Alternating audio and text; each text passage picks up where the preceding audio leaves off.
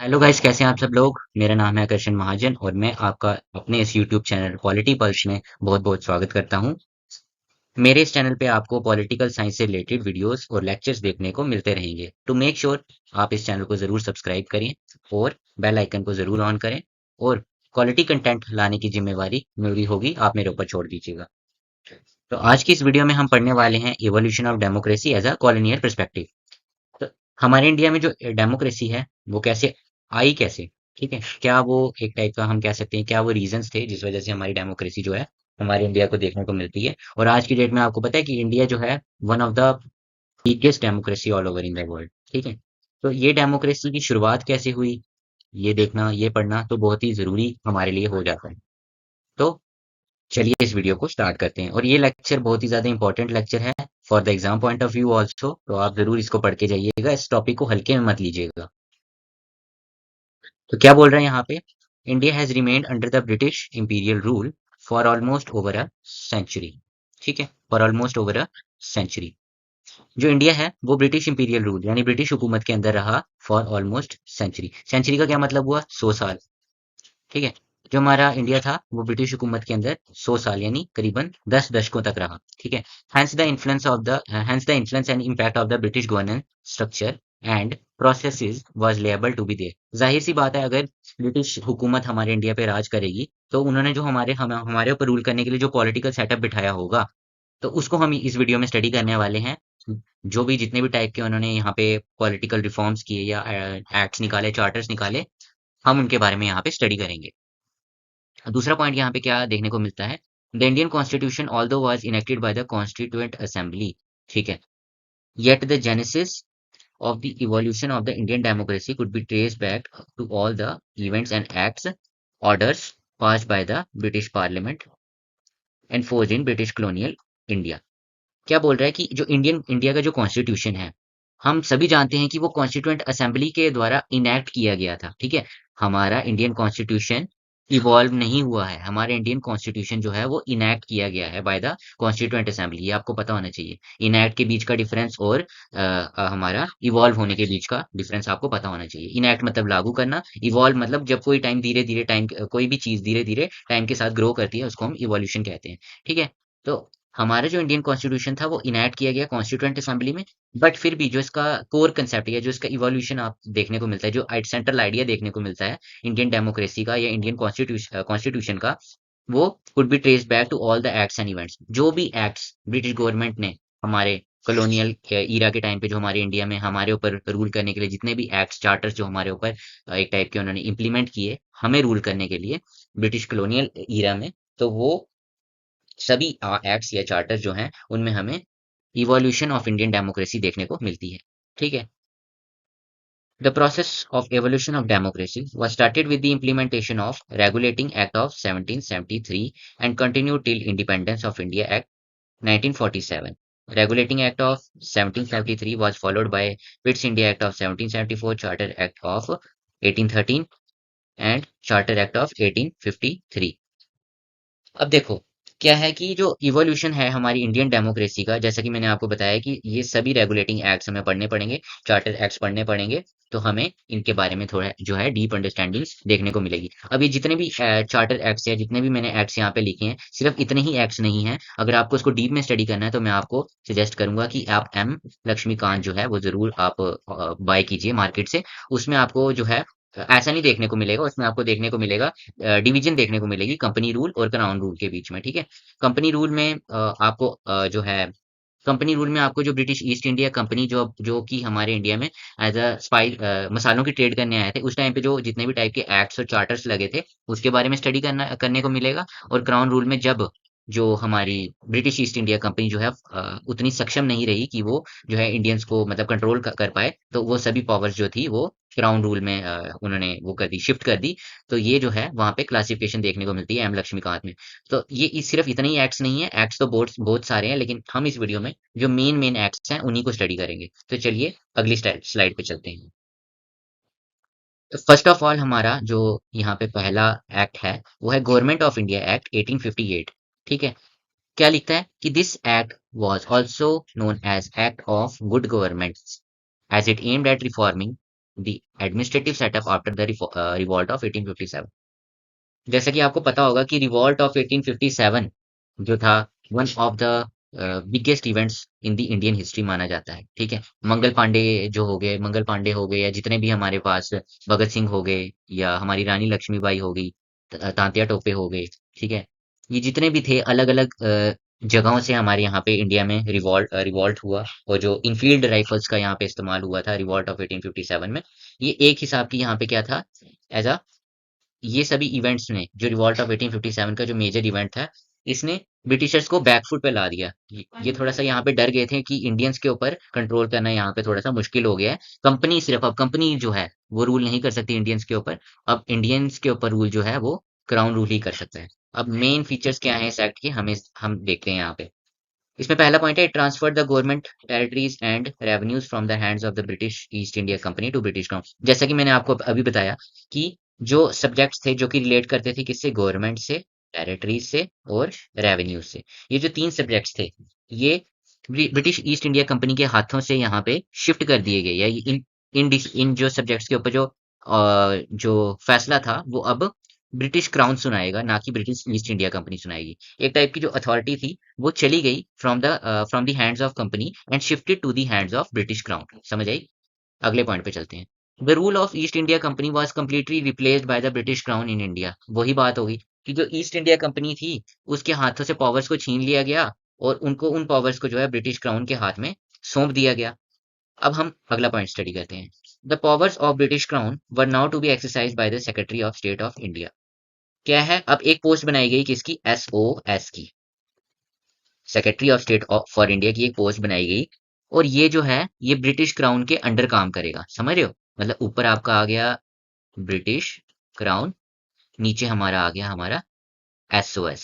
ठीक है, मतलब ब्रिटिश क्राउन के ऑर्डर्स जो हैं वो सेक्रेटरी ऑफ स्टेट फॉलो करेगा। ठीक है, अब यहाँ पे अगला पॉइंट हम स्टडी करते हैं। The secretary of state was to be the member of British cabinet and was made responsible to British parliament. ठीक है, वही बात हो गई कि जो हमारी ब्रिटिश क्राउन है, इसकी जो पार्लियामेंट है, इसकी जो पार्लियामेंट है, इसमें ये जो सेक्रेटरी ऑफ स्टेट है, इसको ये आंसरेबल होगा। समझ रहे हो कि मतलब इंडिया में क्या हो रहा है, क्या कैसी मतलब वहां पे अभी गतिविधियां चल रही हैं, इन सभी इंफॉर्मेशन को ये इकट्ठा करता था, और जाके ये पार्लियामेंट में, ब्रिटिश पार्लियामेंट में इसकी इंफॉर्मेशन जो है देता था। अब उसके बाद अगला पॉइंट हम स्टडी करते हैं। The secretary of state was to use all his powers through governor general as his agent. देखो, बहुत आसान है। सबसे पहले यहाँ पे आ गया हमारे पास ब्रिटिश क्राउन।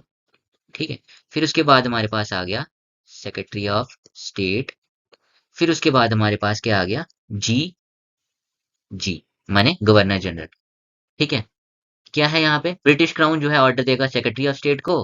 ठीक है, मतलब जो ब्रिटिश क्राउन है वो जो है लीड, मतलब एक टाइप का वो कंट्रोल करेगा सेक्रेटरी ऑफ स्टेट पे, और सेक्रेटरी ऑफ स्टेट जो है वो एक टाइप का एजेंट काम करेगा किसके लिए, ये हमारी ब्रिटिश काउंसिल के लिए। ठीक है, और जो हमारा गवर्नर जनरल है वो काम करेगा as an agent of secretary of state. समझ रहे हो, एक टाइप का यहाँ पे चेन बनी हुई है। और अगला पॉइंट हम पढ़ते हैं। The designation of governor general was change to viceroy of India. बहुत आसान। जो डेजिग्नेशन थी किसकी, गवर्नर जनरल की, उसको चेंज कर दिया गया किसमें, वाइसरॉय ऑफ इंडिया में। वाइसरॉय ऑफ इंडिया में चेंज कर दिया गया। तो चलिए अगली स्लाइड पे चलते हैं, ये तो बहुत ही इजी था। तो अब हमारे पास है इंडियन काउंसिल्स एक्ट ऑफ 1861। अब इस एक्ट के मेन फीचर्स क्या-क्या हैं? पहले हम इसको पढ़ते हैं, पहले पॉइंट को। For the first time this act introduce representative institutions of India. अब रिप्रेजेंटेटिव इंस्टीट्यूशंस ऑफ इंडिया क्या होता है? रिप्रेजेंटेटिव इंस्टीट्यूशंस ऑफ इंडिया हुआ कि जहाँ पर जो लोग हैं वो अपना वोट किसी दूसरे इंसान को देते हैं, किसी दूसरे, आप ये कह सकते हो हिंदी में प्रतिनिधि को देते हैं, जो उनके लेवल पे, उनके बिहाफ पे उनको रूल करता है। समझ आई? दोबारा बताता हूँ। रिप्रेजेंटेटिव इंस्टीट्यूशन का मतलब होता है कि जहाँ पे लोग जो हैं वो डायरेक्ट इलेक्शंस में पार्टिसिपेट नहीं करते। वो क्या करते हैं, अपने नेता को इनडायरेक्टली यहाँ पे चुनते हैं, और वो चाहते हैं कि वो जो नेता है वो हमारे हमारे बिहाफ पे, हमारी डेवलपमेंट के लिए स्कीम्स निकाले, हमारे जो है डेवलप करे हम हमारे इस पर्टिकुलर प्रोविंस को या पर्टिकुलर स्टेट को। ठीक है, तो यहाँ पे ये इसका मतलब होता है। For the first time this act introduce representative institutions in India. अगला पॉइंट क्या है? Now viceroy's expanded council were to have some Indians as non official members as far as the legislative business were concern. क्या लिख रहा है कि viceroy की जो काउंसिल थी उसको थोड़ा सा एक्सपैंड किया गया और कुछ इंडियंस को जो है मौका दिया गया, पर as a non official members. मतलब कुछ भी लेजिस्लेटिव बिजनेस के कंसर्न अगर कोई मतलब कोई इशू कोई ऑर्डिनेंस करना है, कोई मतलब एक टाइप का कोई ऑर्डिनेंस निकालना है, तो उसमें इंडियंस को नहीं पूछा जाएगा। इंडियंस को एज अ देखने का ही मौका मिलेगा, उनको जो है अपनी बात रखने का यहाँ पे मौका नहीं मिलेगा, क्योंकि वो नॉन ऑफिशियल मेंबर्स की तरह एक्ट करेंगे यहाँ पे। फिर उसके बाद क्या है अगला point? The process of decentralisation was resumed and the legislative powers were restored to the presidencies of Madras and Bombay. तो यहाँ पे क्या है, जो प्रोसेस था किसका? डिसेंट्रलाइजेशन का। अब डिसेंट्रलाइजेशन क्या होती है?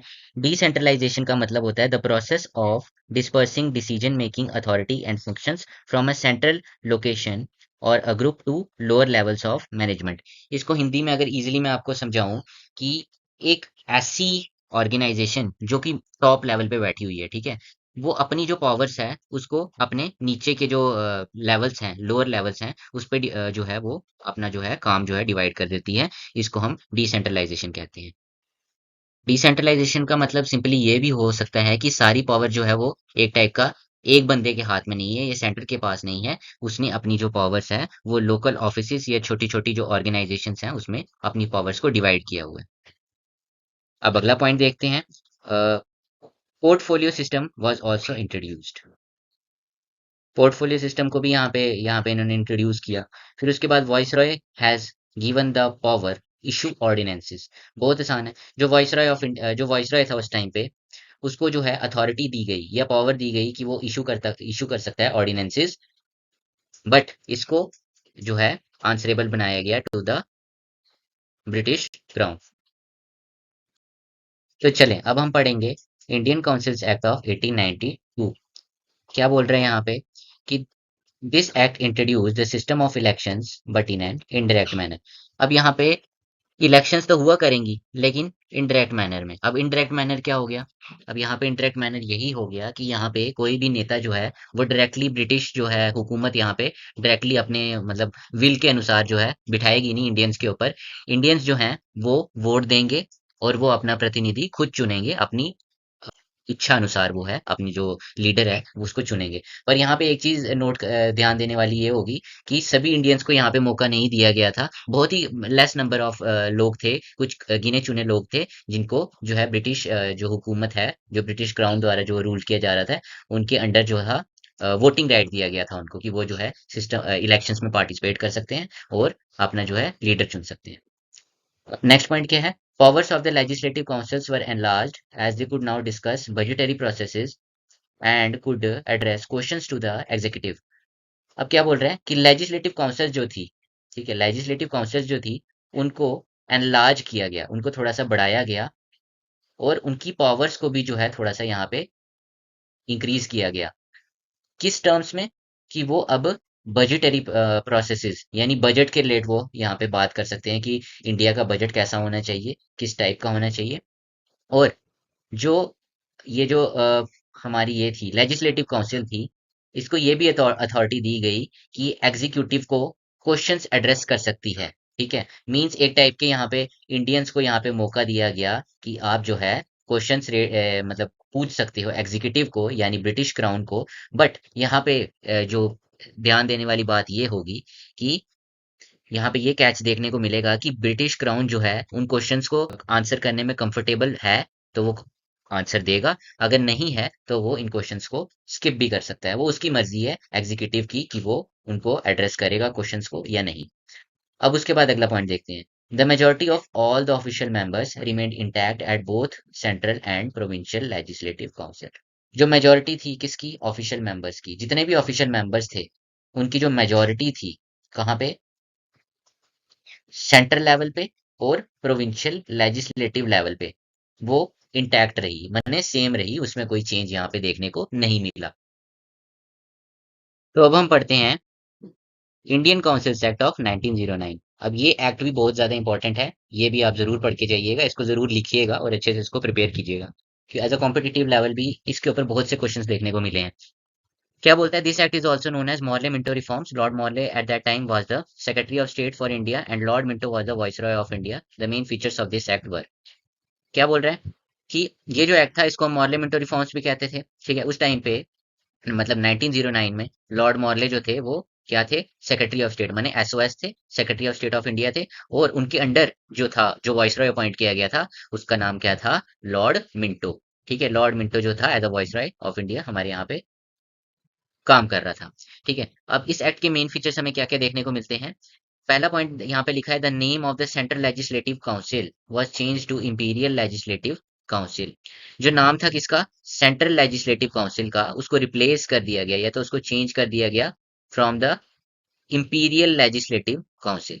अब सेकंड पॉइंट क्या है, membership and functions of the central and provincial legislative council were increase. मतलब यहाँ पे लोग जो हैं, मेंबर्स यहाँ पे बढ़ा दिए गए, फंक्शंस जो हैं वो भी बढ़ा दिए गए central central and provincial legislative councils में। ठीक है, अब तीसरा पॉइंट क्या है, this act accepted the idea of separate electorate and introduce system of communal representation for Muslim community. बहुत इजी है कि ये जो एक्ट था ये एक्सेप्ट करता था आइडिया को कि हम जो है मुस्लिम कम्युनिटी जो है इसको ये मौका देंगे, इनको ये मतलब जो मुस्लिम कम्युनिटी के जो लोग हैं इनको मौका देंगे कि इस पर्टिकुलर कम्युनिटी की अपलिफ्टमेंट के लिए हम इनको ये मौका देते हैं कि ये अपना लीडर जो है खुद चुन सकते हैं वोट देकर, जो कि इन्हीं की कम्युनिटी को बिलोंग करता होगा। ठीक है, इससे क्या होगा, ओवरऑल जो मुस्लिम कम्युनिटी है वो प्रॉस्पर करेगी, वो डेवलप करेगी।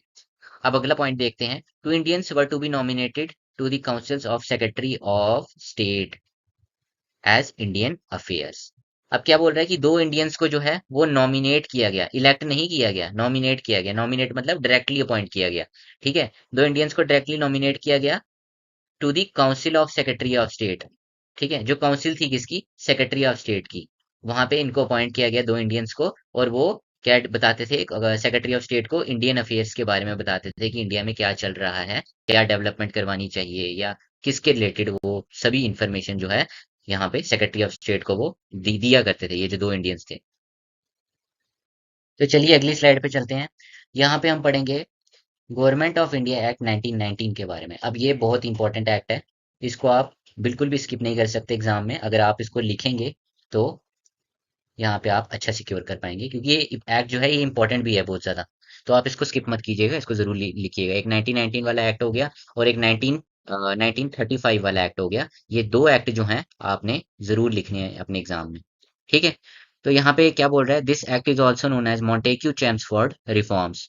Lord Montagu was the Secretary of State and Chelmsford was the Viceroy of India at that time. The main features of this act were, जैसा कि आप समझ ही गए होंगे, इजी है कुछ, यहाँ पे मुश्किल तो लिखा नहीं है।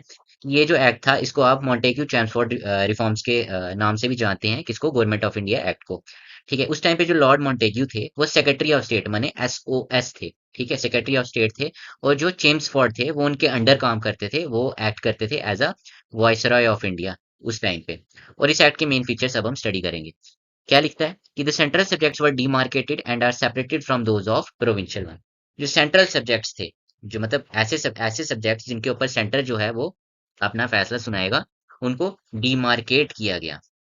अब डीमार्केशन या डीमार्केट का क्या मतलब होता है, यहाँ पे एक टाइप की बाउंड्री सेट करना, कि मतलब सेंटर लेवल जो होगा, जो सेंटर होगा वो किस दायरे में काम करेगा। ठीक है, यहाँ पे सेंट्रल सब्जेक्ट्स की जो है डीमार्केशन की गई और उनको अलग कर दिया गया फ्रॉम द प्रोविंशियल वंस। ठीक है, समझ रहे हो कि मतलब सेंटर के कुछ अलग काम होंगे, सेंटर जो है अपने दायरे में काम करेगा, और प्रोविंसेस जो है, प्रोविंशियल्स जो है, प्रोविंसेस के जो सब्जेक्ट्स होंगे वो अलग टाइप के होंगे। ओनली प्रोविंसेस, प्रोविंसेस माने स्टेट्स, वो अपने हिसाब से काम करेंगी। ठीक है, अब अगला पॉइंट क्या बोलता है, the system of dual government means dyarchy was introduced at the provinces. बहुत इजी है, यहाँ पे डुअल गवर्नमेंट मतलब एक टाइप की, डुअल गवर्नमेंट का क्या मतलब होता है, या डायरकी का यहाँ पे क्या मतलब होता है, कि एक स्टेट है या फिर एक कंट्री है। स्टेट जो कंट्री है उसको पॉलिटिकल साइंस की लैंग्वेज में स्टेट बोलते हैं।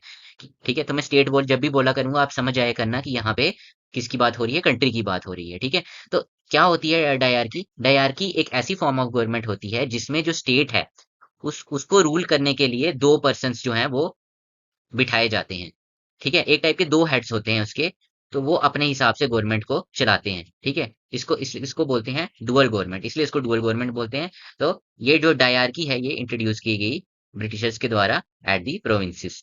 ठीक है, as the result of dyarchy the provincial subjects were divided into reserved ones and transferred one subjects. ठीक है, अब ये जो डुअल गवर्नमेंट आई, ये जो डायरकी आई, इस वजह से जो प्रोविंशियल सब्जेक्ट्स थे, ठीक है, जो मतलब जिनके ऊपर जो है स्टेट जो है काम करेगी, वो जो सब्जेक्ट्स थे उनको डिवाइड कर दिया गया इनटू रिजर्व्ड वंस। मतलब उनको या तो रिजर्व किया गया, अपने हाथों में उनकी मतलब ऑर्डिनेंस निकालने के अपने हाथ में पावर रखी गई, या तो उन पावर्स को किसी को ट्रांसफर कर दिया गया। ठीक है, अब ये दो टाइप के इन्होंने यहाँ पे सब्जेक्ट्स निकाले। एक तो वो सब्जेक्ट्स जिनके ऊपर जो है सिर्फ ब्रिटिश क्राउन जो है वो फैसला सुनाएगा, और कुछ ऐसे सब्जेक्ट्स होंगे जिसपे जो आम लोग हैं या जो आप गवर्नमेंट ऑफ इंडियन मिनिस्टर्स जो है वो काम अपने ऑर्डिनेंसेस बना सकती है। ठीक है, बट यहाँ पे कैच देखने को क्या मिलेगा कि गवर्नमेंट ऑफ इंडियन मिनिस्टर्स जो थे उनको अकाउंटेबल या फिर आंसरेबल बनाया गया टू दी प्रोविंशियल काउंसिल। और प्रोविंशियल काउंसिल में कौन बैठा था? जाहिर सी बात है, वहां पे ज्यादातर लोग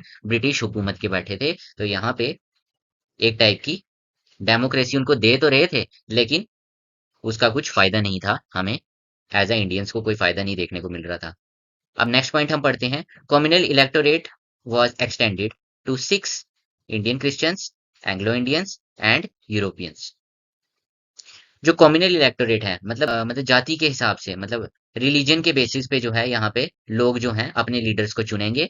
तो यहाँ पे इसको थोड़ा सा एक्सटेंड कर दिया गया, मतलब अब सिखों को जो है ये मौका दिया गया, इंडियन क्रिश्चियंस को जो है मौका दिया गया, एंग्लो इंडियंस को मौका दिया गया, और यूरोपियंस को भी मौका दिया गया कि वो अपने लीडर जो है, जो कि उनकी अपने रिलीजन का या अपनी कम्युनिटी का बिलोंग करता है, उसको वोट देकर वो जिता सकते हैं, ताकि वो उनकी अपलिफ्टमेंट में, उनकी कम्युनिटी की प्रॉपर अपलिफ्टमेंट में काम करे। अब नेक्स्ट पॉइंट हम पढ़ते हैं। This act introduce by cameralism and direct elections in India. By cameralism जैसा कि आपको पता है क्या मतलब होता है बाई कैमरलिज्म का, जिसमें दो हाउसेज होते हैं। सिस्टम ऑफ बाई कैमरलिज्म लाया गया यहाँ पे, और डायरेक्ट इलेक्शंस यहाँ पे लाई गई इंडिया में। तो चलिए अगली स्लाइड पे चलते हैं। तो यहाँ पे आ रहा है हमारे पास, क्या है, नेहरू रिपोर्ट ऑफ 1928। ठीक है, अब ये क्या बोल रहा है? Nehru report was a proposal for new constitution for Indian dominion prepared by a committee of all parties conference chaired by the Motilal Nehru in February 1928 in Delhi. ठीक है, it was considered as the first indigenous effort of the in the constitution development of India. क्या है कि अब India जो था वो एक डोमिनियन स्टेटस था। अब डोमिनियन स्टेटस क्या होता है कि एक ऐसा मतलब आप कह सकते हो एक ऐसी स्टेट जिसके पास खुद का कोई कॉन्स्टिट्यूशन नहीं है, खुद के कुछ मतलब सुप्रीम लॉज या आइडियाज नहीं है, या कोई ऐसे सेट ऑफ राइट्स या इंस्ट्रक्शंस नहीं है, बेसिक रूल्स नहीं है कि जिनको वो फॉलो करेगा और अपनी कंट्री को वो चलाएगा। तो ये जो सेट ऑफ रूल्स या इंस्ट्रक्शंस थी, ये अभी इंडिया के पास नहीं थी। तो इंडिया जो था ब्रिटिश हुकूमत के अंडर काम कर रहा था। ब्रिटिश हुकूमत जैसे टाइप के ऑर्डिनेंसेस निकालते थे वो उनको मानने पड़ते थे। तो इस टाइम पे जो इंडिया था उसको एज अ डोमिनियन स्टेटस माना जाता था। ठीक है, और नेहरू रिपोर्ट ऑफ 1928 जो है वो प्रपोज करती है कि इंडिया का जो है अपना संविधान होना चाहिए, और इसकी जो आप कह सकते हैं एक टाइप की पहली नींव जो थी वो मोतीलाल नेहरू जी ने रखी थी इन 1928 में दिल्ली में जाके। ठीक है, it was considered as the first indigenous effort या फर्स्ट इंडिजीनियस स्टेप, ठीक है, to the constitutional development of India. ठीक है, अब main features of the Nehru report were, अब इस रिपोर्ट के मेन फीचर्स क्या क्या थे? पहला लिख रहा है it contains bill of rights. इसमें ऐड किया गया था बिल ऑफ राइट्स, मतलब कुछ यहाँ पे राइट्स दिए जाएंगे। कुछ कोई भी एक स्टेट होती है, कोई भी एक कंट्री होती है, वहां पे जो उसके सिटीजन्स होते हैं उनको सेट ऑफ राइट्स दिए जाते हैं, ताकि वो जो है इंजॉय कर सकें उस पर्टिकुलर स्टेट में या उस पर्टिकुलर कंट्री में वो रहना पसंद कर सकें। तो उनको वो राइट्स दिए जाते हैं विद सर्टेन ऑब्लिगेशंस, जो कि सेंटर उनके ऊपर अपॉइंट करता है। अब ऑब्लिगेशंस क्या हो गए? मतलब डूज एंड डोंट्स। ठीक है, क्या चीजें आपको करनी है, क्या चीजें आपको नहीं करनी है। मतलब आप राइट्स तो इंजॉय करोगे साथ साथ, लेकिन उसके साथ साथ आपकी कुछ ड्यूटीज भी होंगी जो आपको सेंटर जो है वो आपके ऊपर इन्फोर्स करेगी, और वो ड्यूटीज आपको एज अ सिटीजन आपको जो है वो करनी पड़ेगी। अब उसके बाद सेकंड पॉइंट हमें क्या देखने को मिलता है, there should be federal form of government with residuary powers vested in the centre. अब फेडरल फॉर्म ऑफ गवर्नमेंट क्या हुई, ये तो आप बचपन से पढ़ते आ रहे हो, एट्थ क्लास से पढ़ते आ रहे हो, एट्थ क्लास की सिविक्स में है। A federal form of government is a that form of government where the government is divide into tiers. Tiers माने माने स्टेप्स। डिफरेंट टाइप के लेवल्स पे यहाँ पे गवर्नमेंट को जो है डिवाइड किया जाता है, उनकी पावर्स को जो है एज अ टायर्स में यहाँ पे डिस्ट्रीब्यूट किया जाता है। तो ये फेडरल फॉर्म ऑफ गवर्नमेंट हो गई। ठीक है, तो ये जो नेहरू रिपोर्ट है 1928 की, ये बोलती है कि हम फेडरल फॉर्म ऑफ गवर्नमेंट चाहते हैं जिसमें जो रेजिड्यूरी पावर्स होंगी, जो रेजिड्यूरी पावर्स होंगी वो सेंटर जो है एक्सरसाइज करेगा इन पावर्स को। फिर उसके बाद है the provinces should be organised on linguistic basis. अब जो प्रोविंसेस होंगी माने जो स्टेट्स होंगी, अब उनकी टेरिटरीज कैसे डिफाइन होंगी, मतलब फॉर एग्जांपल जैसे जो लोग पंजाबी बोलते हैं तो वो एरिया जो है वो पंजाब कहलाएगा। जो लोग हरियाणवी बोलते हैं तो वो लोग जो है हरियाणा में रहेंगे, उनकी टेरिटरी जो है वो एक डिफाइन कर दी जाएगी कि यहाँ इतने से लेके इतना एरिया स्क्वायर किलोमीटर जो है वो है हरियाणा में पड़ता है। ये मतलब जैसा वो बोलेंगे उनकी मतलब यहाँ पे ये चीज देखने वाली थी कि यहाँ पे इंडिया में बहुत ज्यादा डाइवर्सिटी थी। यहाँ पे अलग अलग धर्म के लोग, अलग अलग संप्रदाय के लोग, अलग अलग मतलब भाषा बोलने वाले लोग रहा करते थे। तो यहाँ पे मोतीलाल नेहरू जी का मानना था कि जो भाषा है या जो उनके कल्चर्स हैं, इनको जो है इनके ऊपर कोई अगर बंदिशें होंगी तो कोई भी इंडिविजुअल जो है वो खुशी-खुशी हमारे भारत में रहना पसंद नहीं करेगा। तो आप जो है इनको, इनके जो राइट्स हैं, इनके जो कल्चर है, इससे इनको मत दूर करो।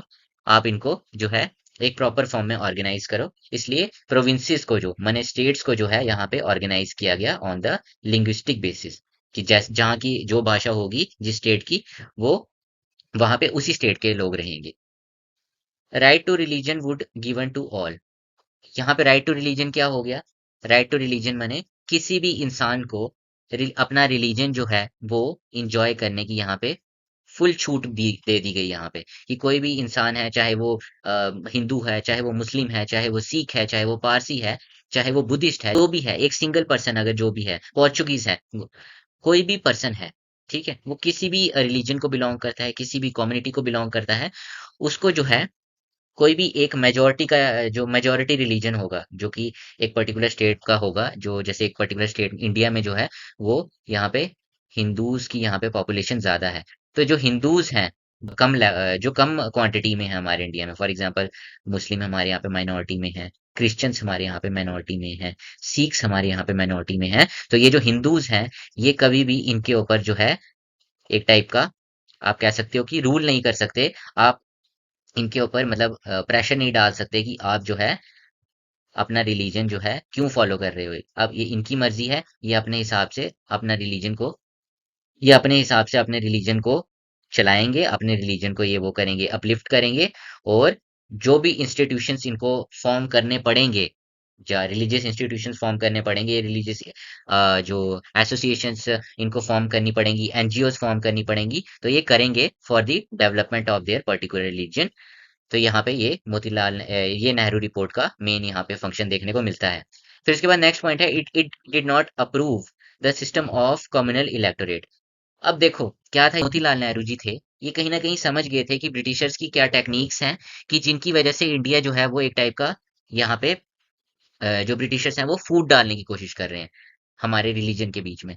अब इनका जो स्ट्रेटजी थी वो मोतीलाल नेहरू जी समझ गए थे कि हिंदुओं को जो है वो मुस्लिम्स के साथ लड़ा दो, उनको उनके ऊपर गवर्न करना, उनके ऊपर रूल करना आसान हो जाएगा, क्योंकि हिंदू मुस्लिम लड़ाई करेंगे तो रूल करना आसान हो जाएगा इनके ऊपर। वैसे ही हिंदू जो है वो क्रिश्चियंस के साथ लड़ाई करेंगे, मुस्लिम जो है क्रिश्चियंस के साथ लड़ाई करेंगे, सिख जो है वो मुस्लिम्स के साथ लड़ाई करेंगे। इस वजह से क्या होता है यहाँ पे जो अ, जो कम्युनल इलेक्टोरेट का आइडिया था, ठीक है, वो एक टाइप का, अगर अगर वो इम्प्लीमेंट हो जाता तो वो एक टाइप का सोसाइटी में गैप डाल सकता था। वो सोसाइटी में एक टाइप का आप कह सकते हो कि राइट्स भड़का सकता था, दंगे वगैरह हो सकते थे। तो ये एक टाइप का जो है मोतीलाल नेहरू जी ने बोला कि हम जो है अप्रूव नहीं करेंगे कम्युनल इलेक्टोरेट को, कि मतलब कम्युनल इलेक्टोरेट वही हो गया कि मतलब एक पर्टिकुलर जैसे कोई मुस्लिम कम्युनिटी का, कोई मुस्लिम कम्युनिटी है, वो अपने लीडर को इस बेसिस पे वोट नहीं देगी कि वो मुस्लिम है तो मैं उसको वोट दे देता हूँ। ठीक है, या एक कोई भी हिंदू कम्युनिटी है,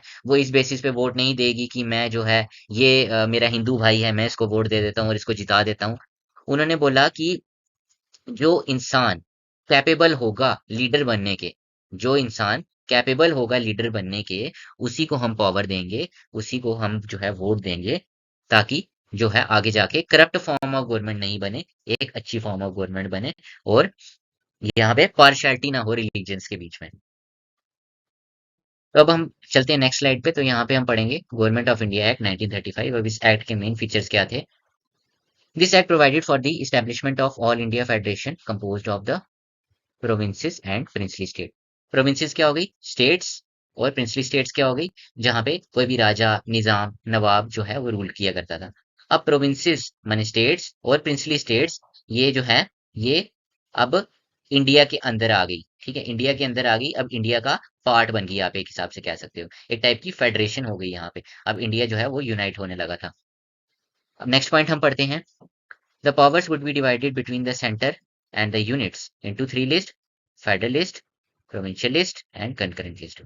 अब क्या बोल रहा है कि जो पावर्स थी उनको डिवाइड किया गया सेंटर के बीच में, और उसके अंडर जो यूनिट्स थे, छोटे छोटे यूनिट्स थे, उनके बीच में डिवाइड कर दिया गया। थ्री लिस्ट में डिवाइड किया गया। सबसे पहली लिस्ट थी फेडरल लिस्ट, दूसरी लिस्ट थी प्रोविंशियल लिस्ट, और तीसरी लिस्ट थी कंकरेंट लिस्ट। अब यहाँ पे आप कह सकते हो एक टाइप की यहाँ पे बाउंड्री सेट कर दी गई कि सेंटर का क्या काम होगा, सेंटर किस एरियाज ऑफ जुरिस्डिक्शन में मतलब अपने लॉज या ऑर्डिनेंसेस बना सकता है, और प्रोविंसेस किस प्रोविंसेस का क्या काम होगा, क्या बाउंड्रीज रहेंगी प्रोविंसेस की। यहाँ पे ये बाउंड्रीज जो है वो डिसाइड कर दी गई, और इनको थ्री लिस्ट में यहाँ पे डिफाइन किया गया: फेडरल लिस्ट, प्रोविंशियल लिस्ट और कंकरेंट लिस्ट में। अब आगे हम पढ़ते हैं, अगला पॉइंट क्या है? The federal list would be comprising of 59 items, provincial list comprising of 54 items and concurrent list comprising of 36 items। ये बहुत आसान पॉइंट है, ये तो समझ आ ही गया होगा आपको। नेक्स्ट पॉइंट पे चलते हैं। Dyarchy was introduced at the centre. Dyarchy क्या थी?